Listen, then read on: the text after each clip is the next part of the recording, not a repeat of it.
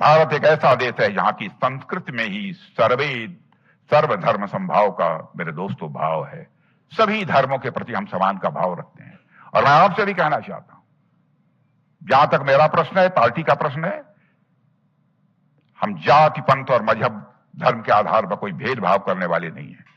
हम इंसाफ और इंसानियत की राजनीति करने वाले लोग हैं। यह हमारा भारत है जिसने केवल भारत की सीमा में रहने वाले लोगों को ही नहीं, बल्कि पूरे विश्व को संदेश देने वाला पहला देश इस धरती पर भी कोई है तो भारत है, जिसने वसुधैव कुटुंबकम का संदेश दिया है। The whole world is a family. भारतीय संस्कृति स्वभाव से ही पंथ निरपेक्ष रही है। स्वभाव से ही भारतीय संस्कृति पंथ निरपेक्ष रही है, सेकुलर रही है। यह तो वह धरती है यहां पर हर किसी को अपनी बात का प्रचार करने की छूट रही है। यह भारत ही है जहां पारसी समाज को खुले मन से स्वीकार किया गया है मेरे बहनों भाइयों, और वे सबसे पहले गुजरात के सूरत पहुंचे थे और आज वे भारत के कई नगरों में सैकड़ों वर्षों से रह रहे हैं। साथियों, केवल भारत का ही नहीं बल्कि दुनिया के सबसे पुराने चर्चों में से एक आज भी केरल में मौजूद है। पुराने चर्चों में भी है, एक चर्च केरल में मौजूद है।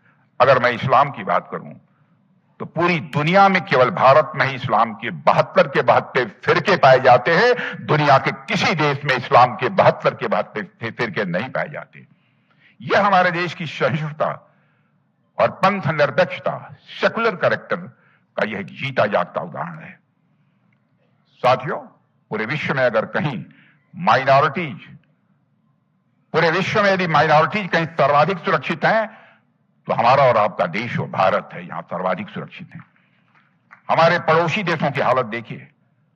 पाकिस्तान में माइनॉरिटी कम्युनिटी की बुरी हालत कर रखी, चाहे वह हिंदू हो चाहे ईसाई हो।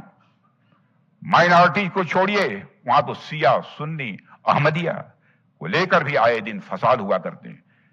बांग्लादेश की भी परिस्थिति काफी खराब होती जा रही है, खराब हो चुकी है। वहां हिंदू समुदाय के साथ जो कुछ भी हो रहा है वह किसी भी सभ्य समाज के माथे पर एक कलंक से कम नहीं है मेरे दोस्तों। साथियों, पड़ोसी देशों में माइनॉरिटी कम्युनिटी पर ढाए जा रहे जुल्म को देखकर हमारी सरकार ने ये सिटीजनशिप अमेंडमेंट एक्ट पारित किया, जिसका विरोध उन राजनीतिक दलों ने सबसे ज्यादा किया जो दिन रात माइनॉरिटीज के लिए घड़ियाली आंसू बहाते रहते हैं। उन लोगों ने विरोध किया। क्या दुनिया के दूसरे देशों में माइनॉरिटी हमारे पाकिस्तान में है, बांग्लादेश में है, अफगानिस्तान में है? यदि हम वहां रहने वाले अल्पसंख्यक हिंदू हो, सिख हो, ईसाई हो, उनके ऊपर कोई जुल्म ढाया जा रहा है, क्या भारत को उनको नागरिकता नहीं देनी चाहिए? यह नागरिकता हमारी सरकार ने दी है। और बहनों भाइयों, पूरे देश को बराबर इन लोगों ने गुमराह करने की कोशिश की है।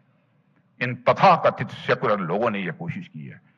पूरे विश्व में साथियों, भारतीय जनता पार्टी एक ऐसी अकेली पार्टी है जिसने पड़ोसी देशों में माइनॉरिटीज पर होने वाले जुल्म को खत्म करने के लिए नागरिकता कानून में संशोधन किया।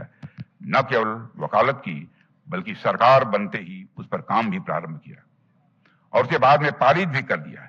इसे कहते हैं सच्चा सेकुलरिज्म, इसे कहते हैं सच्चा पंथ निरपेक्ष।